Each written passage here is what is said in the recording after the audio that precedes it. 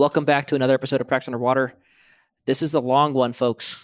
This Matt has a lot of thoughts on the outro, which we haven't recorded yet, and it's an hour-long interview. And so we'll try to keep the intro somewhat brief. But I did not do a summary at the beginning of this interview, so let me just quickly summarize. Go listen to last week.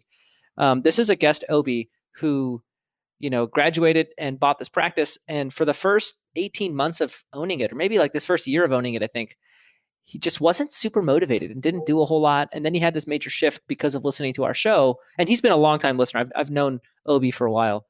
And he had a shift, and then he really started sort of kicking it into gear and getting his practice moving. And so it was really, really cool. Part one, I felt like he broke where he kind of came on.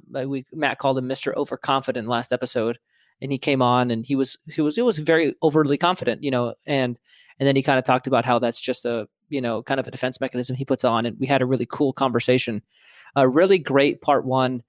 This is a jam-packed part two. It's funny, at the beginning of this one, I was like, I don't know if I have enough to stretch me to 2 episodes with this guy. And then it turns out that both of them were long. So I really enjoyed recording with Obi. He was really, really cool. Matt, anything you want to let our listeners know about before we get started? I mean, I built this up a lot last week, so I'm honestly a little nervous now. Like, are they going to like it as much as I do? Is it just me that I like this one? But I think it's a pleasure to listen to this next part.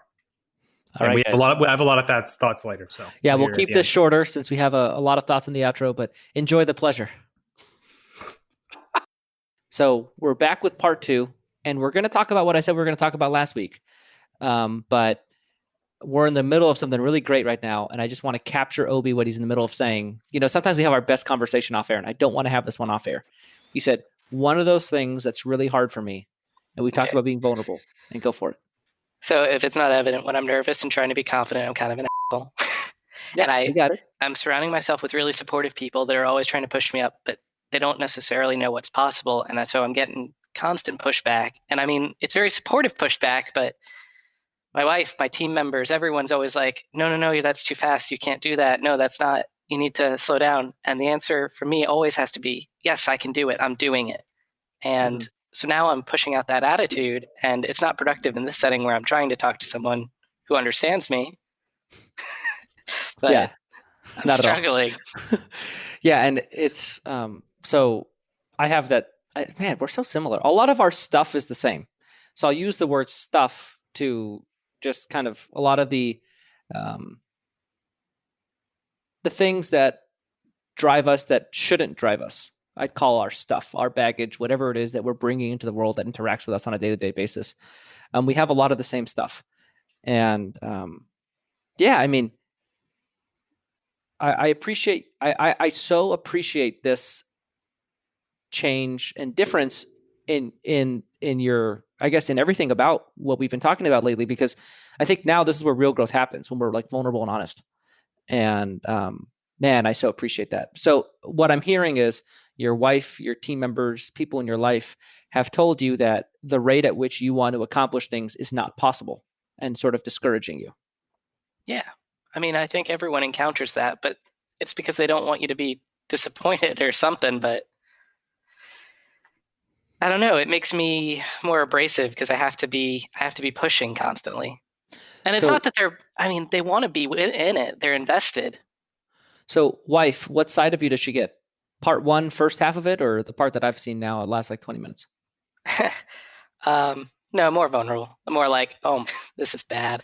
Let's just say we had this conversation. You said 3 years to grow your practice to 1.2.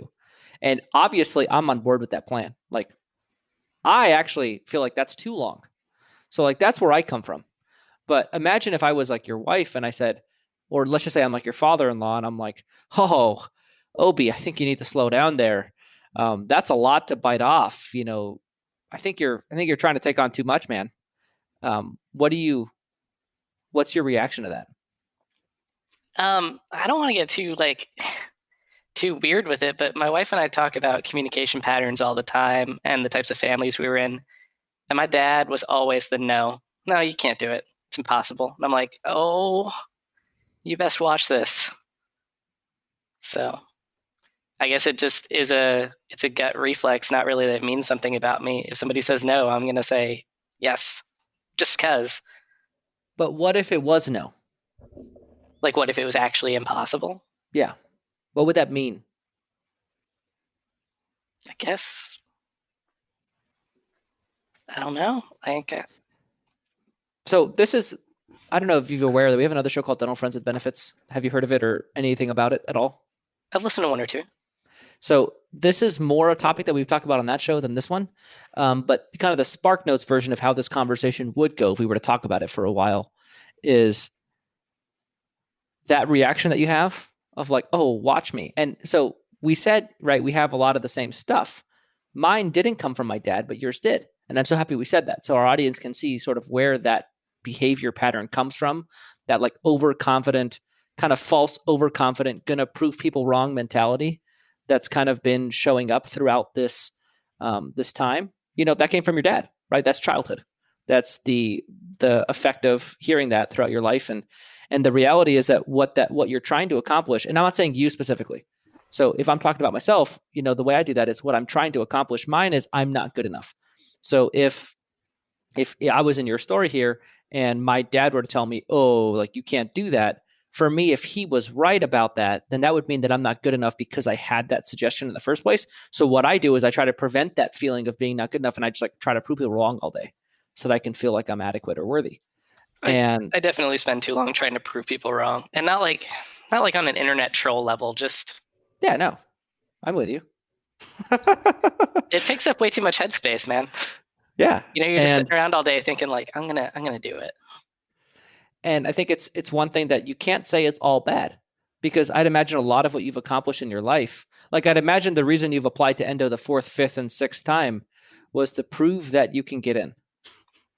Well, the answer was no, and yeah, you don't take those. Yeah, no, you're right. At a certain point, it more became about the principle. Yeah, less about doing endo. I didn't think anyone wanted to be an endodontist that bad. Oh man, it's a good field. Low overhead, I know, small kidding. team. But like, you know, I think there's a saying, you know, what got me here isn't going to get me there. And so we very clearly outlined your goals. You want to work 2 days a week. You want to have a group practice. You were very clear on all those things. There was no hesitation. There was no proving it to people. That was just what you want. You know, that's the place we want to come from, as opposed to, I want this because someone said I couldn't do it. You know what I'm saying? See the difference in those? One is like, I'm going for something that'll like is my true desire, something that's my passion, something that I can really get behind. And then the second one is I'm doing something to prove somebody wrong.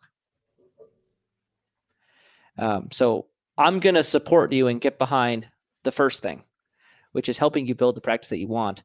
And I'm going to just give you I think the nugget that I'd love for you to take away from here is to spend more time thinking about that prove it wrong, overconfident thing. And it's going to keep getting in the way of where you want to go. It got you here. It's not going to get you there. Mm-hmm. Cool. I'll take that nugget. Good. So let's talk about it now. So I think I sort of ruined my. So are you a big PBN user? I would say so. I mean, so I only started it recently, but I think I've got a good handle on my stats for the last like 5 years. Okay. So do you know where to find the shared practices dashboard? Yeah.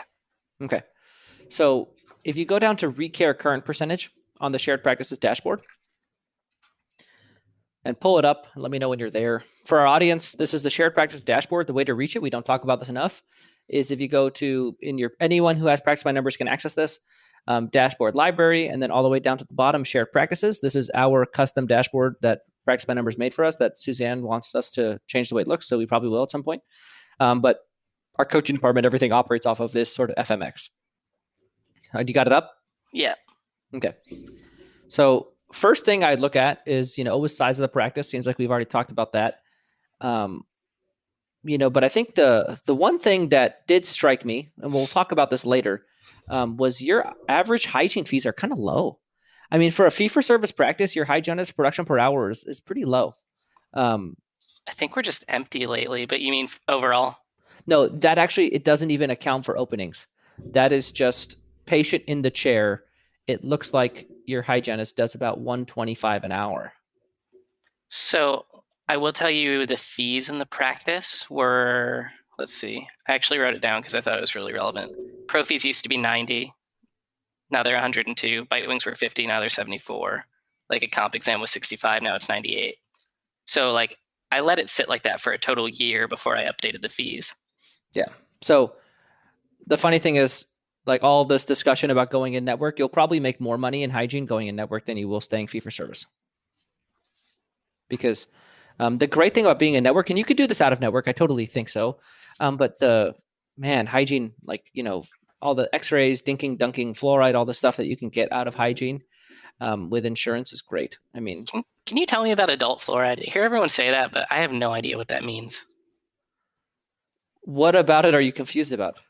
I mean, are you talking about just the varnish that we put on kids? Yeah. And you guys just do it on adults? So if you look at, okay, let's ask the flip question. Why don't we put it on adults? Their teeth are done mineralizing? Is that why we put fluoride on kids? Their teeth are hypomineralized, so they're more prone to cavities. So if you look at research, and I don't want to get into, this is not my area. Oh, sorry. But like, my understanding of it is that a topical assessment of fluoride reduces caries risk substantially.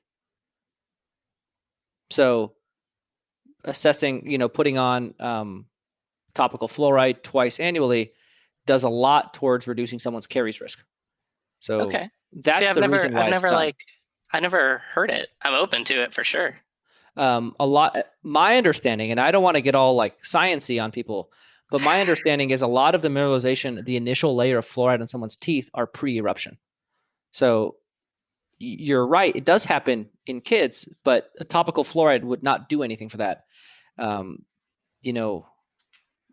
That's not the real reason why that happens. The only reason why it only happens on children, my understanding or belief around it, is that insurance only covers it for children because children tend to be of an age. That's why we put sealants on kids. That's why we put, everything is to prevent caries on young people so that we can preserve their dentition long term. But for whatever reason, insurance companies have decided when someone turns 18, sealants, fluoride coverage is removed, and then we just kind of stopped doing those things.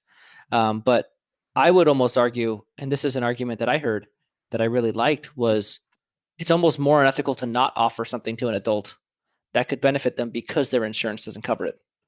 That feels like, doesn't feel like something I could get behind. So I'm in my practice, my personal philosophies are, we treat fluoride on all adult patients get offered topical fluoride. And if there's about 25% of my patients have adult fluoride coverage, so that's included in, they just have to do the laborious stuff of knowing which insurance plan's covered and what are the age restrictions and all that stuff. We do that for every patient that walks through the door.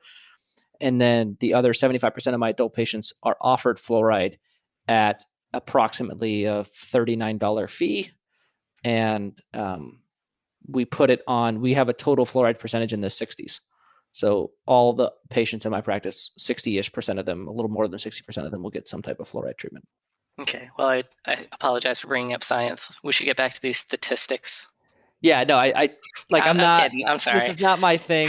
And this is the reason why. That was really helpful for me. So to help you understand that, it's funny. I had so there was this client in town and I took him out to dinner with his wife and he was here for implant pathways, a CE course. And I was talking a lot about implants and I was giving him, my clinical philosophies around placement, good misses, bad misses, case they take on. And he was like, whoa, you're pretty knowledgeable clinically. I'm like, well, I'm a dentist, man.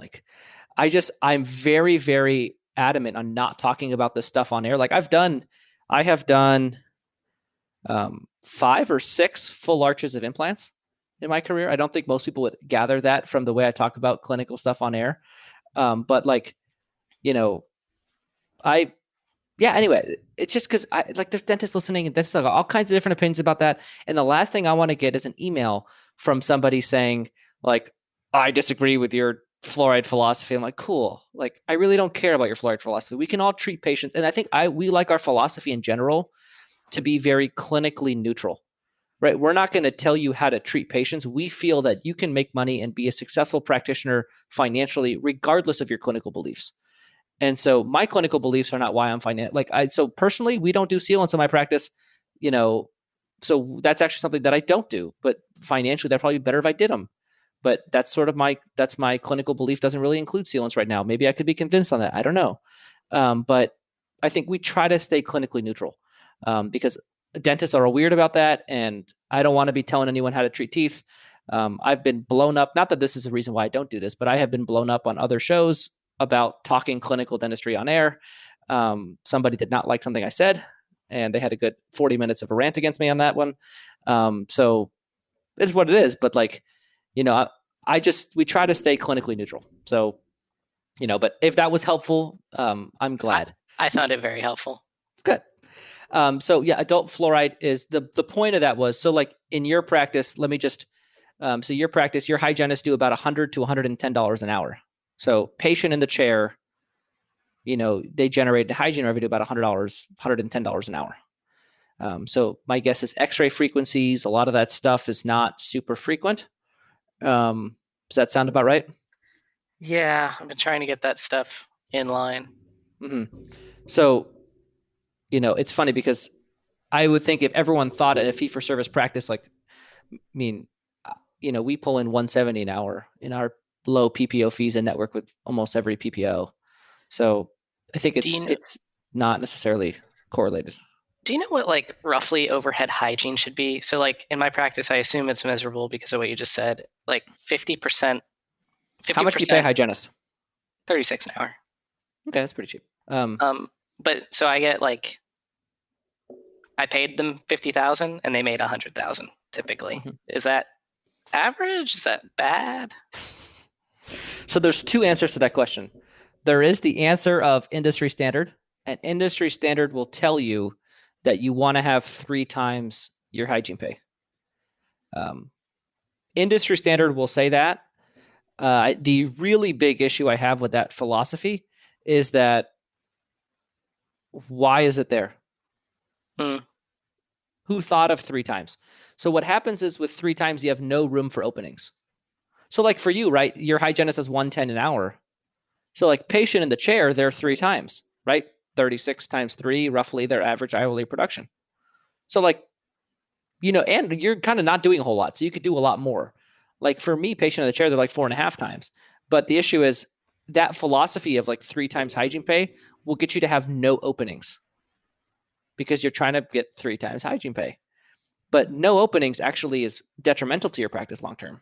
So I just am philosophically against that on a total production basis. I'll take it on an hourly basis. I think it's good to push your hourly production. But on a total 50,000, 100,000 thing, I don't love that way of thinking. So just know I'm betting on you on that idea because I've heard you say that. And my one hygienist who's there part-time, she's empty a lot. But yeah. I'm very confident that I'll get the patient flow in. And so I'm betting on it. So when you bet on me, you have to bet on all of me. So you can't take one thing I do and then not do the other thing. Then it doesn't work. Okay? So this is a great example of somebody listening, and I'm not saying you, right? But you listen to a podcast, you heard me say something, you did something. But everything we do, there's 6 things that all go together. And so the openings in hygiene, they go with high reappointment rate and retention, which you don't have. So, may I ask you Go something? For it. Yeah. That 500 number can't be real for lost patients in the last year. Because we've inactivated a bunch of people who hadn't been in since 2015 when I was never in the practice. So you're right. It's not real. It's actually 650. No, because he saw 1,400 people last year and I saw 1,200 this year. No, you've lost 650 patients in the last year. Oh my gosh, I'm terrible. You're not terrible. No, you know how you said, what does that mean about you? I'm pretty sure that means... No, it doesn't. So, you lost 650 people. Okay, but a fair number of them have to be inactivations from 2015, 2014 and stuff. Sure. Because we're just going through list. And... Yeah, I'm not saying how they lost. I'm just saying 650 patients were lost. Well, I'm very interested in how they were lost. Because if they were 650 people who were here last year when I had the practice, I care a lot. Okay. If it's a bunch who we couldn't get reactivated. So then let's do my favorite thing to look at, which is this is the thing I was trying to get us to look at before we went on a side tangent. So if you see your recall current is 34%. Mm-hmm. So, and then we have recall overdue right under it at 60%. And then we have not on recall at 2.4%. Do you see those numbers? Mm-hmm. Okay. So not on recall, let's start there. So, well, first let's start at the top. So recall current percentage is 34%, which essentially means that 1/3 of your patients are up to date on their cleaning. To give you a frame of reference for that number, we like that to be about double what it is right now in your practice. So if you have 3 patients in your practice, we would like at least 2 of them to be up to date on their cleanings. You have only 1 of them up to date on your cleanings. So then we look at, okay, where does that issue come from? Only 2.5% of your patients are not on recare, which means 2.5% of your patients have not received a cleaning in your office. The rest of them have. 60% of your patients are normal recare patients that are overdue for a cleaning and not getting pulled back in for whatever reason. So what is your, and I'm asking this rhetorically, what is your system on calling overdue recare? Right now we have like a huge campaign related to it where they're just calling constantly, everyone who's on this list. How long ago did they start that? Maybe a month and a half ago. Yeah. Which I was kind of surprised because October was super weak. Well, November. You know what I mean? October was super weak. So like it didn't seem very effective to me. Well, I mean, October was super weak because you had no patients in October at the beginning of October. Yeah. I don't think it has anything to do with the campaign. That campaign is, an overdue recall system is very important to a practice. I would argue that 18 months of not doing that and also dropping insurance, that combination is where those 650 patients, and sure, I'm sure there's 150 patients in there that didn't, but in the last 12 months, you've seen 150 new patients and you've lost 650 patients. So this is your gaping hole in your practice. Like, this is it. Starts, ends here.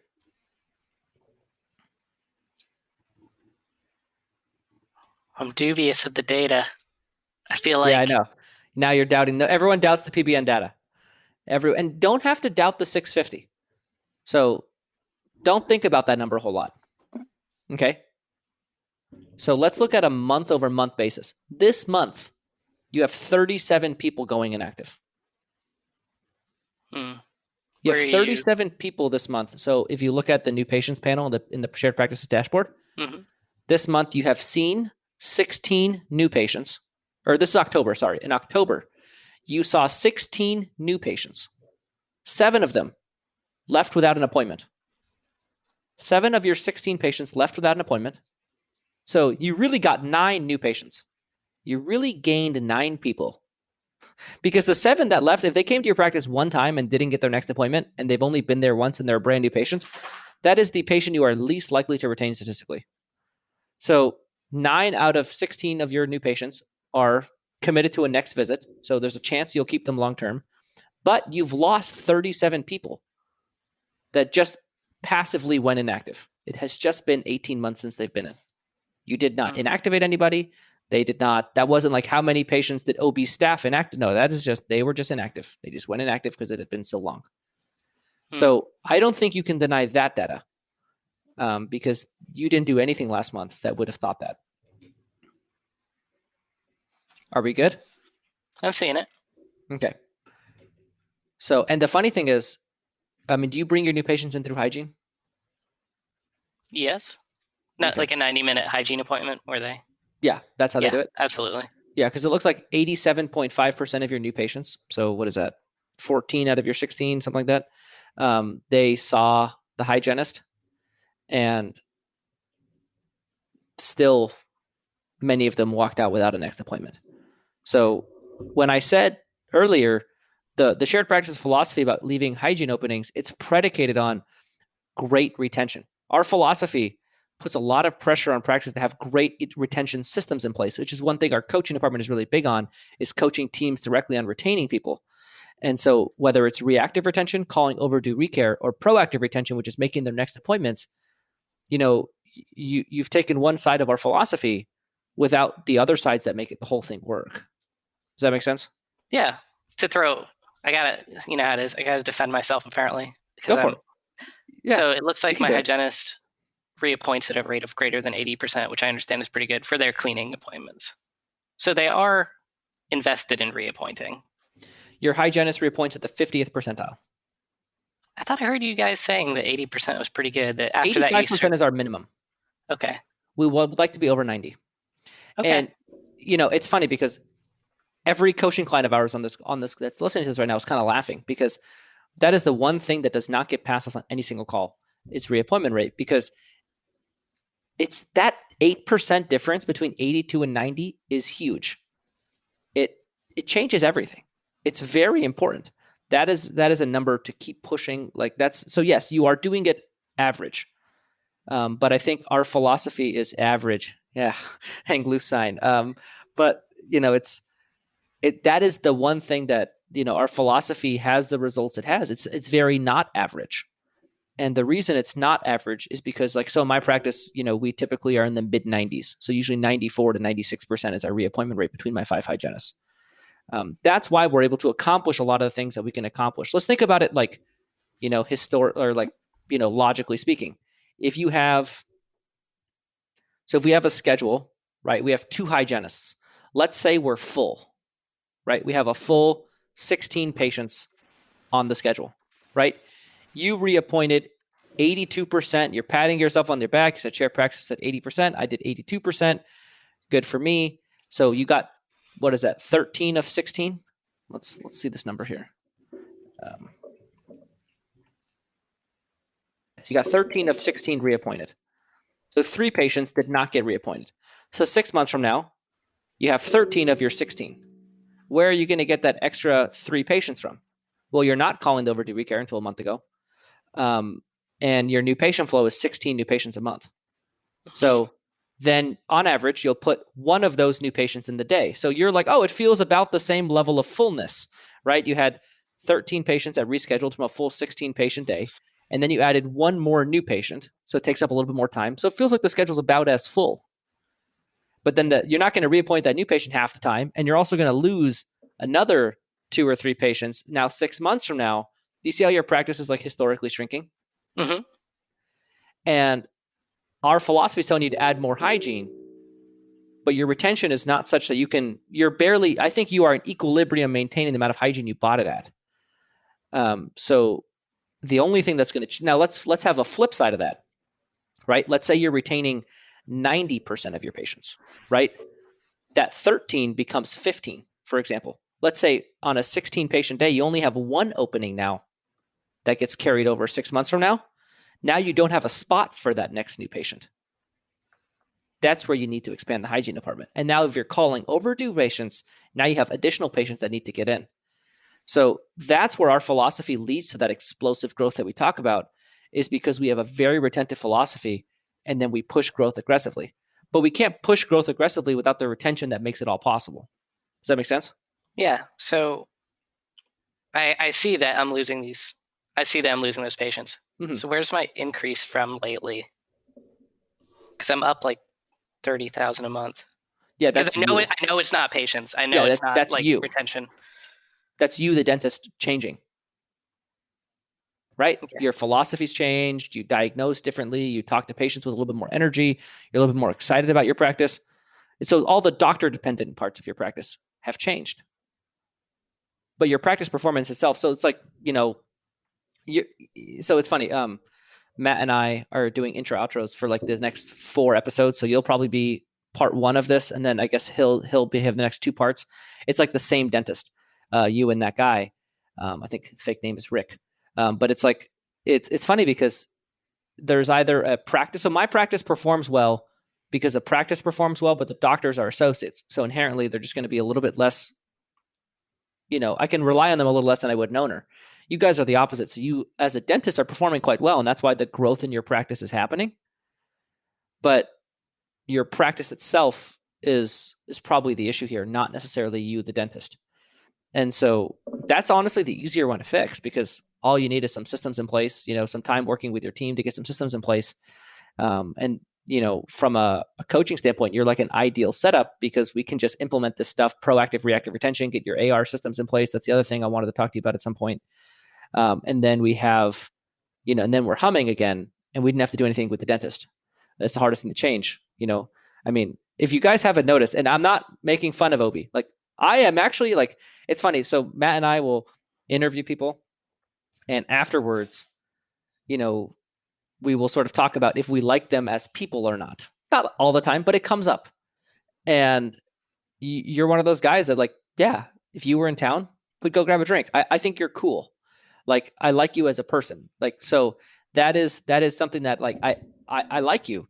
That being said, you've given me more resistance than is average with a number of guests that I have. Like, if we go back, whether it's size of practice, and we talked about all those things, but like, the amount of resistance I've gotten with you. So naturally you can see from a coaching perspective how hard it is to change a dentist's perspective on something. It's so much easier to change the way the practice performs.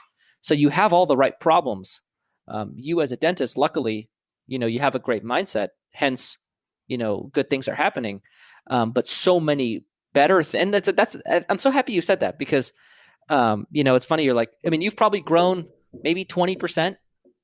I put you at 850 next year if you do nothing different. That's the number I put you at.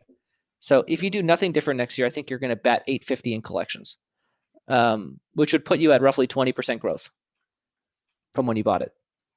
And I just want to say, I am here to get ripped to shreds. I mean, that was like the first Whether step. You're not, it's going to happen. That was the first step in me opening up to weakness. Is like, I came here to be ripped to shreds, and I hope that in the outro, I hear you and Matt really tear me apart. I don't think we're going to be honest. Usually, if I'm doing the interview, like maybe I'm wrong. Maybe Matt's gonna tear you a new one, but I don't think so. This episode is brought to you by Swell. So all of us who are already using Swell know that it crushes reputation management. It's like turning on a steady stream of reviews that requires no effort from your team and just works. It's amazing. Additionally, it makes it easy to stay in touch with all of your patients before and after their visits. And it even has a great way to set up a virtual waiting room. But there's more good news. Swell has a brand new version of their platform. And on top of being simpler than ever to use, you can now actually get patients to pay via mobile, which is incredible. The reason that Swell is so effective at getting reviews is they make it easy. They've now brought that same ease of use to paying for dental treatment even after patients have left the office.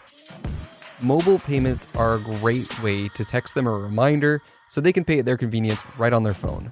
You can pay via credit or debit card, ACH, or even Apple Pay or Google Pay with just a few taps. No more phone calls, no more chasing people down with emails and letters that always seem to get lost. And it gets better. This new release includes Swell Schedule, which is an easy way for patients to request an appointment time that works for them, so you can lock down those appointments quicker. Listen, Swell is one of those things that you just need to try it out, turn it on, see the results, and then you're converted and you're like, well, I'm never going to shut this off. Listeners of the Shared Practices podcast can try Swell for free for 30 days. No commitment. Just set it up, see the results for yourself before you pay anything. To take advantage of this offer, head to swellcx.com/sharedpractices. That's swellcx.com/sharedpractices. But the point I'm trying to make is like, you've had average growth. Like you've had above average growth, really. Average is so underperforming. Like you've had good growth, all while having so much more opportunity in your practice to keep going. And I think that's when sometimes people look at the results our philosophy can get and they don't believe it. But if you look at, like, I think if you listen to this interview and you're like, this is a guy that got 20% growth while he's lost 650 patients and, has sort of kind of misused our philosophy. I think it is really, I think it shows you what's possible, right? So going back to that, let's go back to the $1.2 million goal in 3 years. Oh no, that's my remodel goal. I do want to hit 1.2 next year. You want to hit 1.2 next calendar year? Sure. 2021. Yeah. Okay. Okay.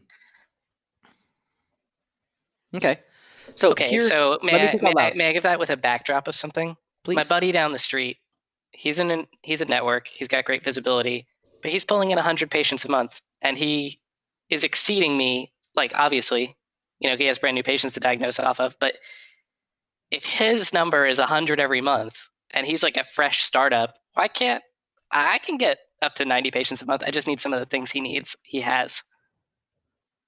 Like he's got a great website, probably uses SEO properly, all this stuff. He probably has a better location than you. I think he does. Mine's pretty good. Your building's pretty ugly, man. Oh, I know. I mean, I just saw the photo of it. I'm like, that looks like Matt's office. Oh, no, wait. You use Google Maps? No, I looked at the Google listing photo of the outside of your building.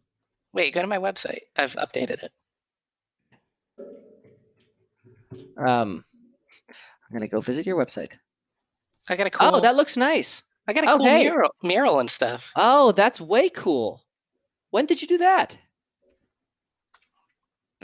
So I spent the first year blowing money on signage and all this other stuff instead of like anything in the practice to help it grow. Because I thought street side visibility was good. No, that's solid. That's cool. Okay, yeah, you need to change your Google listing, dude. Really? I feel like this Google listing, I thought... Yeah. So there's this thing called Google My Business Optimization. And you clearly haven't heard of it. Sorry. That's okay. I'm just going to give you a... sorry, that was just an unnecessary joke. But I dig it. So when a patient looks up your practice, right? I looked up your practice and I had no idea your building was nice because your Google My Business listing didn't have any of it wasn't optimized to convert. So that would be something I'd focus on. No, and so like, here's the thing. 1.2 as a solo, does your friend do 1.2? Well, he's at 100 a month now, so yeah. So that's where your 1.2 goal came from? Dude, and this guy, he doesn't do anything. Like, he doesn't do extractions. That's just fillings and crowns. Okay. So remember he's a good friend. I like him a lot. Okay.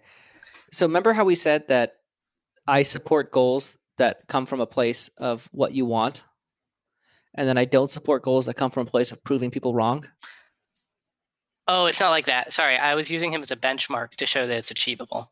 No, it is achievable. But why 1.2? And why a year from now? I guess that's like the standard number for a dentist. That's like the average thing. You're like 1.2, that means I'm cooking. So 1.2 is in the 70th percentile, which means you're doing more than 70% of dentists, and 30% of dentists are doing more than you. It's not average. But here's what I'm saying. So 100 a month I would view that as sort of your soft barrier in your practice right now. Like, do nothing different, maximize as much as possible. Kind of that thing you were talking about in part 1 that you heard from me that you liked. I would say 1.2 is that for you. It's kind of hard for me to see. And that's when you'll have to start getting creative with scheduling, procedure mix, all that stuff to go past. I'm not saying you can't. I'm saying that's when it starts getting more challenging. That's why I call it a soft barrier, soft ceiling. Okay. So that's a good financial reason. So 1.2, I'll build up my savings and I'll be ready for the remodel. Like, I can financially front the remodel. Yeah. And so for me, I'm looking at a timeline of, I see it as 6 to 9 months. I would say 6 months-ish to get you operating at, right now you're kind of at like a 70 something pace. I think six-ish months to get you at 100K a month pace is sort of the timeline here. So that's my concern, is 2021 is 1 month away or 2 months away. And so you're going to start maybe by the end of the year. Yeah, you'll be doing like 110, but you'll be doing like 70, 80 of the first half of the year. So it's going to be hard to get that 1.2 over the whole year. That's what I'm thinking about. And I'm not saying you can't do it. I'm not saying you can't kill it. I'm just saying, like, if I were to look at your practice through it, the lens of what we could accomplish, that's how I would look at it. And so I would hate for you to set a goal just to set a goal and not do what's best for your business, which is probably taking the time to build infrastructure to keep that 100 a month feeling very sustainable long-term and have it be done the right way, even if you don't hit 1.2 in 2021, versus like, we just try to hit 1.2 in 2021 just to do it, just because we said so, and we don't do it the way that's sustainable long-term or the best for the practice or doing what's best for the practice long-term. That's where I'm coming from. I think that makes a lot of sense. Truthfully, I haven't reevaluated those goals in a couple months. So when I set them, I thought I'd have my marketing plan that I was working on in place. I thought my patient flow would be up, and none of that stuff has come to fruition yet. And it's not going to come to fruition in a month and a half. So for me, I've like, remember what I said we're similar. So 3 million for me is a trophy number. That is the number I've hit. So I bought a practice doing 1.1, and I've hit every conceivable milestone up until 250 a month. We have never done 250 a month. Most we've ever done is 241, and 250 a month is 3 million. And that has been 3 million has been the number that has meant the most to me since. I mean, there's a thread on Dental Town called "Pushing 1 million to 3 million," and I've read that thread. I used to read it quarterly, so I've probably read that thread start to finish 10 times. And I've been, I mean, this is me getting vulnerable. Like, one of my driving things was thinking about, I remember Chris Phelps, he posted on that thread, like years after the thread went inactive. He posted like, update, this is how I hit 3 million. And I've been waiting to post my update. This is how I hit 3 million. And for me, that was like my trophy, was when I get to post and say I had a full calendar year where I collected 3 million. And I had said, I want that to be 2021. And I had to very recently put that down. And I have 8 ops right now. And I think we're at a physical capacity of about 2.7. 2.8. So I think next year we'll do about 2.7, 2.8. And I mean, I put tons of money in marketing. I pushed it. And this is the kind of post I put in Mastermind, where I kind of explain this whole thing in Mastermind to the people in there so that they can see that side of me. But like, I put everything I had into hitting 3 million. But I think the thing I'd realized is my practice is just we kind of plateau at 220 to 240 a month. Like, we just can't get past that with our physical space requirements. It's just a little bit too hard. And I'm not, and I'm sure we could if we did different stuff, but like, it doesn't serve me to do that other than so I can post on a thread that means a lot to me. And so I've had to resign to the fact that I'm moving my practice. I don't know if you know, I bought a lot, I'm building a building, and I'll move to a bigger facility. And I've sort of resigned to the fact that I have to wait till I'm in my new building to hit 3 million and post on that thread. Yeah, but then you'll be hitting 4 soon after, and then it won't become meaningful. But like, you'll just be like, well, 6. No, 3 for me is like, that's a number I've had. I've had my on 3 for like the last 4 years. That's a number I want really bad, and I share that to, like, I guess to show you that I'm sort of, through my experience, sort of seeing the same thing in you, that 1.2 in 2021 might mean a lot to you, like 3 million means a lot to me. But it might not be what's best for the practice. And it's always our job as the owner of our practice. We work for our practice, and we always have to do what's best. And we have to put down all of our baggage that would help us and do what's best for the business objectively. And it's my assertion that creating a system in place such that, you have stable 100 a month by mid next year, May, June, that would be what's best for the practice long term. In my mind, the time that it takes to build that infrastructure is valuable, and doing it the right way. And maybe you don't hit 1.2 in 2021, but then 2022, yeah, it's an easy 1.2. It's an easy 1.3, 1.4. And sometimes we have to put down the competitive side of us that wants to beat our buddy down the street, like, right? I'm impressed, because I think I'm probably the first person I've heard on your podcast that you were like, hey, killer, slow down. Don't be like, I feel like most of the time you're like, what are your goals? They're like, I would like to work, not Fridays. Like, yeah, so we get pretty lame goals at times. I think people, they typically will say what they think is possible, not what they actually want. And I think the thing I like about you, and this is the thing I said, mindset, you have it, is you're very clear on what you want. You want to work 2 days. You want to have a group practice. Like, I think that's stuff we've heard loud and clear.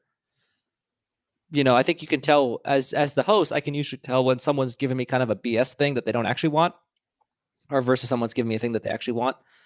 And the fact that you've invested in your practice and you have all these lists of things that you're doing in the order of which you're doing them, I can really tell that you're committed to that goal, and it means a lot to you. So yeah, I think you bring a lot of, that's why I said, like, I like people like you. Like, that's why I said, like, you're a cool guy. I like you because I think you are ambitious, you are aggressive, and you do go for things. But it's that competitive side of like wanting to beat people or winning or all of those things. I think that's where it might hold you back in certain ways. So I think you just have to kind of balance them out. First, like being aggressive and going with what you want, but also checking in with yourself and making sure that you're doing it for the right reasons. It's your job as the owner to do what's best for the practice always. And that might not always be what's best for you or what's best for your, the things you want. I have a question that's kind of unrelated related. Go.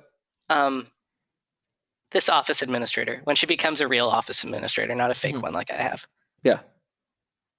I perceive paying enough to retain her. Like, what have you heard in some of these bigger offices where they're really producing? Like, how much is it worth to have your time freed up and know that it's handled?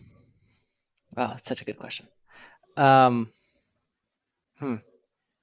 This is tough because this is one that, so I am very open on air. The thing is, I can't be open when it has to do with other people's stuff. So like me talking about how much I pay, I'm office manager, wouldn't serve anybody because then my staff listens to this, my office manager, like that's not a situation that anybody wants to get involved in. So let me ask you the flip question of how much do you pay your office manager? Okay, right now she's at 55. There's some other benefit. I had to poach her from UCA school, and it had great benefits. Like it was paying for her husband's school and stuff like that. And I matched all of it because I felt that she was worth it. Okay. And I felt like she would grow with me. And then we've set up light goals. Like when we hit 900, every 100 after that will increase her pay by a certain amount. So What I certain perceive, we haven't written it down, but I perceive it would be like 10 grand per 100,000. Well, and that way, so like imagine this. Now we're at 1.4. I'm never bothered by anything. She makes 100 grand a year. That's fine. Oh, so at 90, she'll make 65 or at a million, like she'll make 65. At a million, like we start adding 10 for every 100 after that. But how do you measure that? Like collections. Yeah, but monthly, 3 months in a row, like a whole year? Oh, good question. I don't know. But so, I mean, what I guess I'm really asking is my vision of her exceeding 100 crazy, or is it like what a lot of guys are paying in these big practices? It is not what a lot of guys are paying in these big practices. Okay. So what you're paying her now is a lot closer to what. Yeah, I mean, that's typically what. So, okay, we got to talk about your AR. Okay. 58 days. Do you know what that means? How long it's been since we got the payment? Like how long it takes you on average to collect the dollar? Yeah. How is that? That's wild to me since we collect the cash portion up front the day of service. So that's mostly insurance, right? That's twice as much as it should be. So you have, I would say you're like 50 to 60% higher. You've had a couple big production months, but in general, your collections are not great. So if I'm assessing your front desk objectively, I would say I'm assessing your practice systems objectively. The things that are going well are you, and the things that are not going well are your overdue recare process, your new patient flow, your hygiene reappointment rate, and your AR. I'm not looking at a rock star office manager on paper. I can see how you'd come to that conclusion. It's hard for me to explain. And it's not sexual or weird or anything. No, I know. But it's like, I get that her presence is great. She might be great with people, but like, so I'm saying if your practice is doing 1.4, she didn't get it there. You did. Your direction got it there. Right? So. Well, mostly. Yeah. Mostly. Her job is more or less the same. She's interacting with people at the same level of intensity and all that stuff. So I have these pit in the stomach moments sometimes. So where as a leader, I've made a deal or I've made a decision that I have to undo. And no deal I think was this done. is one of them. No deal was done. Don't. I know, but I think there needs to be a resetting of expectations on pay. Okay. So It's I would easy. say I mean, a very dialed in plan I would say not to exceed 70. Okay. And you really do that for someone who hires dentists, fires dentists, is working in your practice like that. 70. I mean, this seems wild to me. Not to exceed 70. I didn't say I pay mine 70. Okay, I understand that. I meant it seems like such a low pay grade for the amount of responsibility we give them. So who makes all of the big decisions that grow or change or move the practice? Right, I vision cast. Yeah. But I don't integrate a lot of it. Correct. But which skill set? I mean, who owns the practice? Like, I think at the end of the day, you look at it. I look at it a different way. So I say, is this person making more here than they could elsewhere? Yes. Are they getting paid above market average? Yes. Do they enjoy what they do? Yes. So I have done my job as an employer, and I have created a great business, and I profit off of it. And I want you to know, I brought up that question because I was very concerned about that topic. I didn't know the answer. And I think a lot of people are really secretive with numbers and what's industry average. Yeah. And that's the whole thing, right? This is why we exist, is for these types of conversations. Right. But I think it's in general. Yeah. I mean, sounds good to me, man. You don't have to, if that's the average, that's the average. I mean, and you can pay someone $120K a year to do, but like they're not doing anything that a $70,000 office manager, $60,000, $55,000 office manager can't do, right? They're managing your office on a day-to-day. They are hiring, firing. They are, making sure everything is being done the way it's supposed to be. It is a very valuable position. Don't get me wrong. I am very much valuing that person that we have in our practices. Very important position. But at the same time, if the the current performance of that individual, all things considered, is all of your systems are out of whack right now, essentially, right? So that's that. And I'm not saying that they can't be developed and all that stuff, but like, that's you. That's this call. That's you, doing the things to make that happen. Like, that isn't who you hired. So I would feel that it wouldn't be appropriate to, and I we do incentivize based on like growth, but I mean, at a 10% clip, we don't do that. Like for every 100,000, you're adding 10, that's a 10%, and I think the thing that you also haven't realized yet that you will is when you go to group practice, your margins are way slimmer. Like you don't pay yourself 30 something % of production to produce, right? Like you don't have to pay someone else to do that. So when you're working 2 days and you have maybe 2 associates, like you need that money you're paying her. Gotcha. So I think it's a different world, and you have to run your practice a little bit differently. So that's why of everything we've said, that's the one piece that I don't feel is long-term sustainable. And I would try to correct that sooner than later, because that could be, if that goes too long and then it gets changed, then that's like if you realize that down the road after she's had a few raises, then that's harder to do. But I think it's just resetting the expectation right now is a great thing to do, so that doesn't get in a sticky situation in the future. Yeah, for sure. I can get that in check. I mean, that was again a big reason I asked it, because I was like, I'm not sure that this is making sense. Yeah, I mean, I feel like we're fairly clear here on your action items. I think star number 1, 2, and 3 is overdue recare. And then I would say 4, we've got a hygiene pre-appointing issue. And then 5, new patient flow and AR, I would say, are tied for 5th place on your areas of concern. It's like what's that word for it's the triple threat of your podcast, man. That's what you tell everyone. It's not a bad thing. I'm like, that's it. That's the things. I mean, so I really, and like, I'm sorry if this sounds some type of way, but our philosophy is very much Moneyball in dentistry. So if you watch that movie in baseball, if you've seen analytics, the impact they have on, I think we're the first company to think differently because of analytics. No one else has really taken analytics and changed the way they think about practice management because of it or from it. And our philosophy is the first one that's done that. So if you've seen that in the NBA, every NBA team shoots more threes. if you see that in baseball, they all do the same types of things. Football, they all go for it more on fourth down. They all go for twos more often after touchdowns. It's like analytics has had the same effect on, it's like every team that's applied analytics has done the same thing.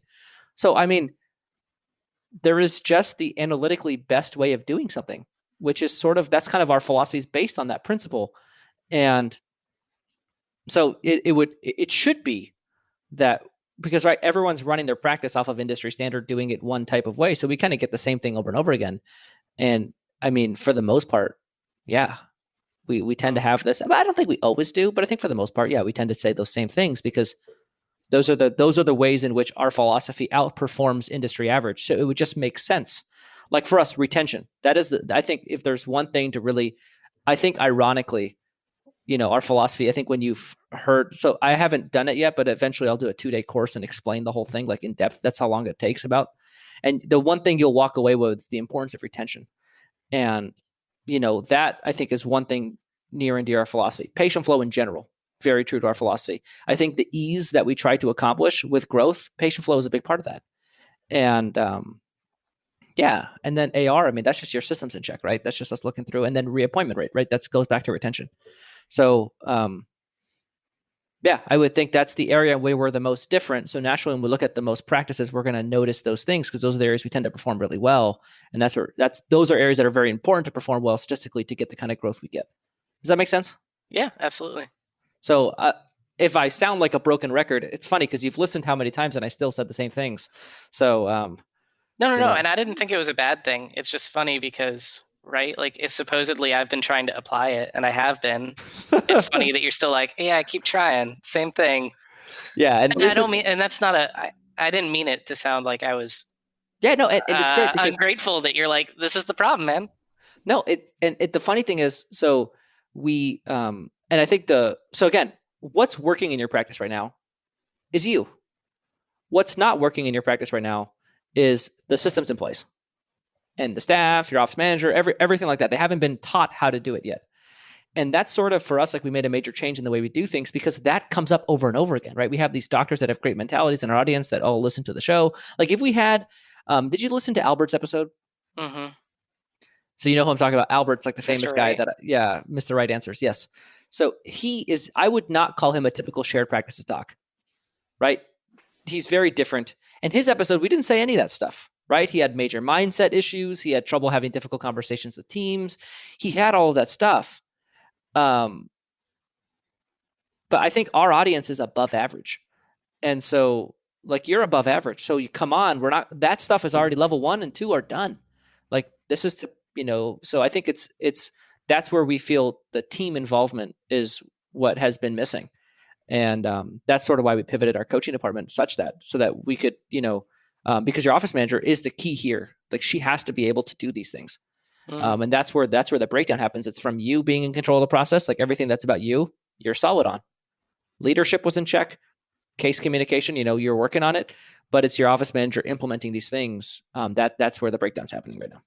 Well, and maybe I'm expecting too much. And I need to get involved more with certain things. Yeah, for sure. Can I ask you one other thing? Because I can tell that you're rapping. Yeah, sure. My break-even number is like 47 to 55 at this new like normal that I'm at for my monthlies. Mm-hmm. Does that sound really out of whack? I have no idea if I'm like in the ballpark of where I'm supposed to be. So you're collecting on average like 70-ish, let's call it 75 a month. Mm-hmm. Hopefully that's my new normal. Because like last year there were some 40s. Yeah.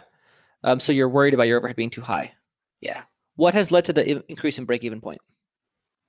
I hired more staff. I've got some new equipment, so that's outgoing monthly. Okay. At 50, yeah, you're gonna have to grow into it a little bit.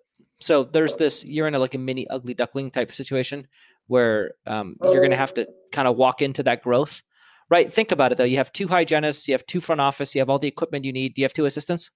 Yep. So you have the staff to be doing 100, right? That's the dream. No, but you do. Like you don't need to add any more expenses really other than supplies labs to do 100K and maybe some hygiene hours. But like you could easily do 100K at $55K a month of break even or top 60. So in that situation, your overhead looks really nice. In this situation, it doesn't, but that's not because you need to cut expenses. That your plan is to grow into it. You have to grow into it. So yeah, that's part of this is like a typical ugly duckling type situation. It's like a mini ugly duckling though, because there's no associate involved.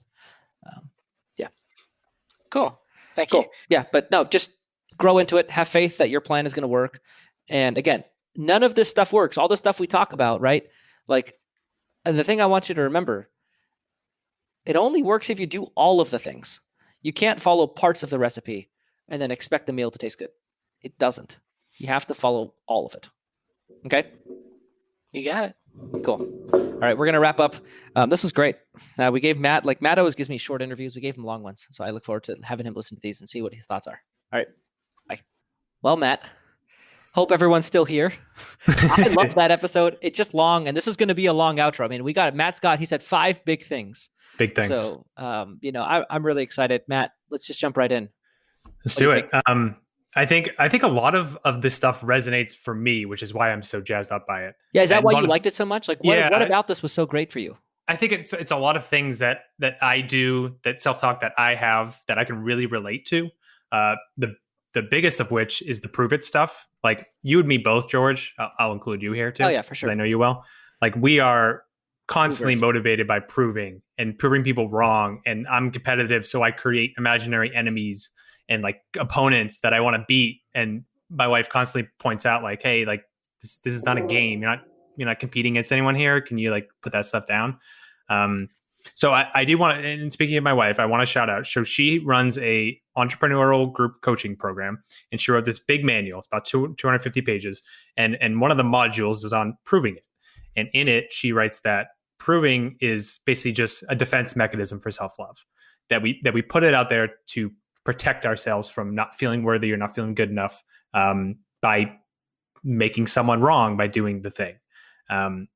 And it's constantly a place for myself where I practice noticing when I'm coming from approving and not from my essence or from what I actually want. And it was a cool conversation and something this guest does in spades. Yeah, and I think it's cool because like you alluded to, right? You and I both and I think I talked about 3 million this episode, right?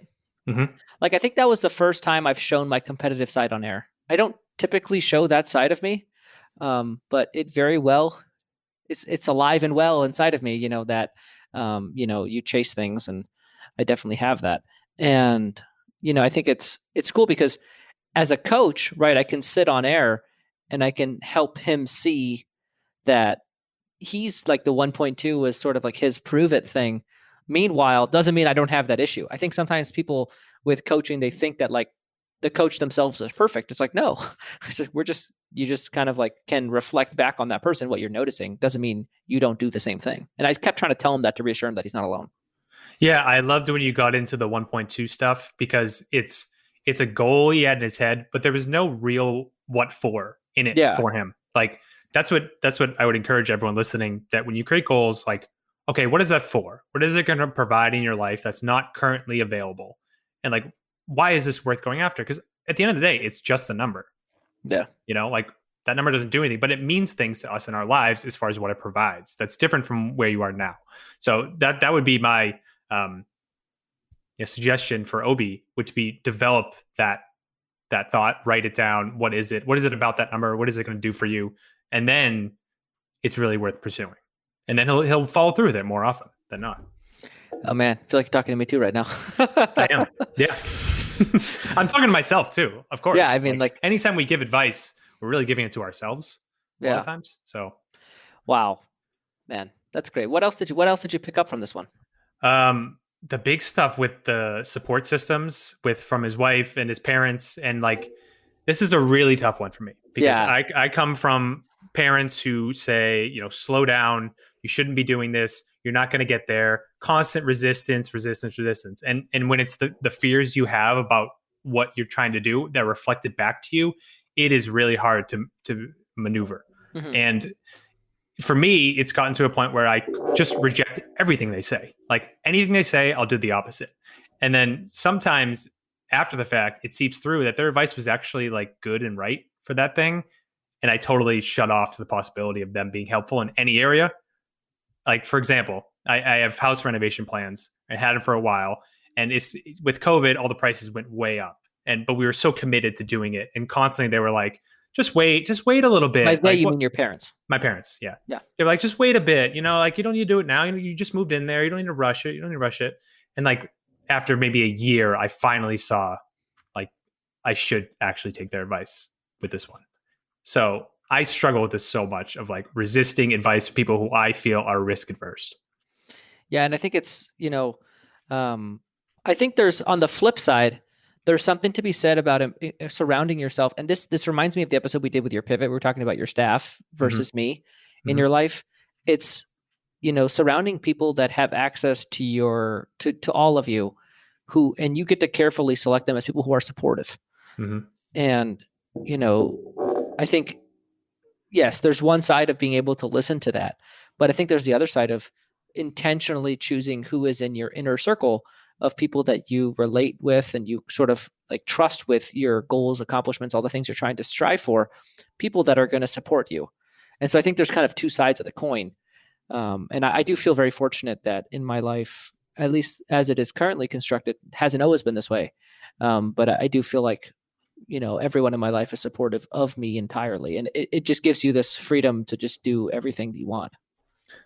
I'm going to put you on the spot here, and you may not like me bringing this up. Is that okay? No.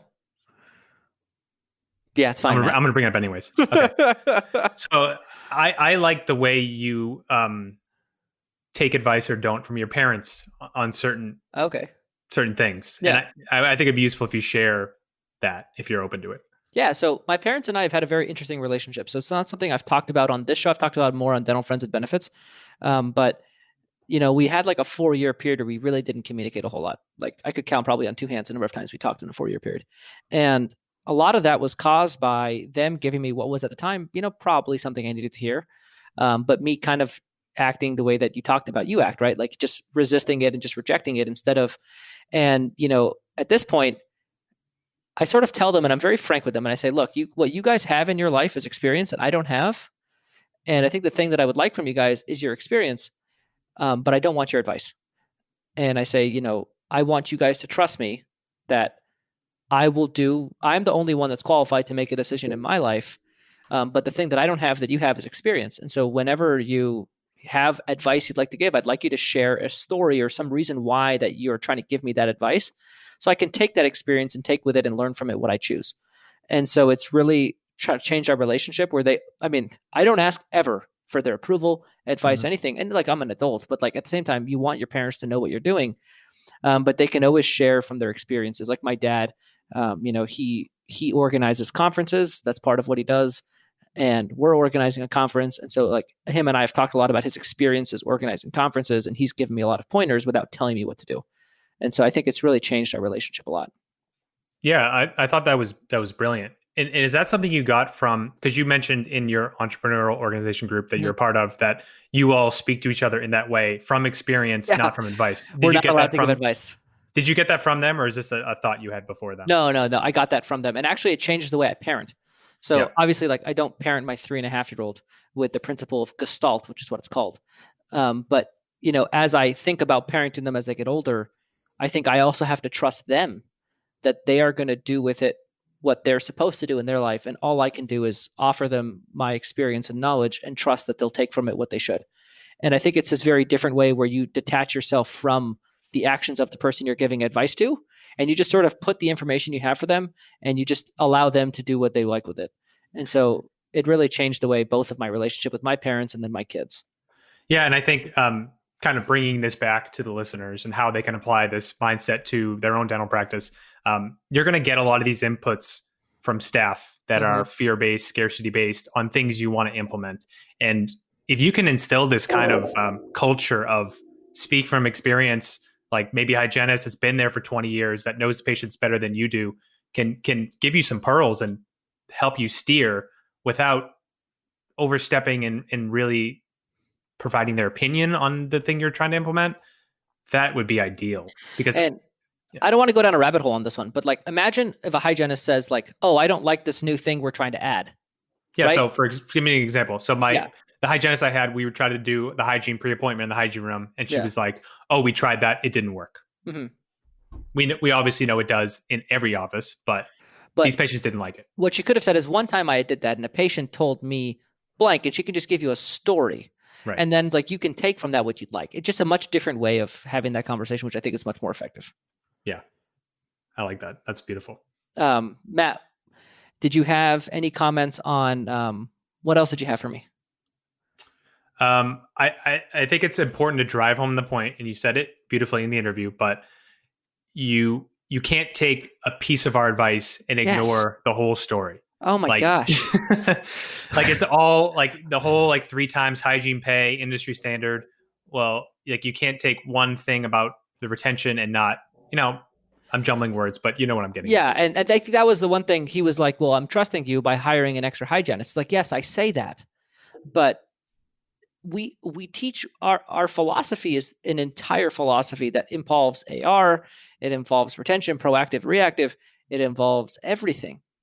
And so you can't copy like a piece of it, but not the whole thing. It's not going to work. It's not going to get the results that we're getting.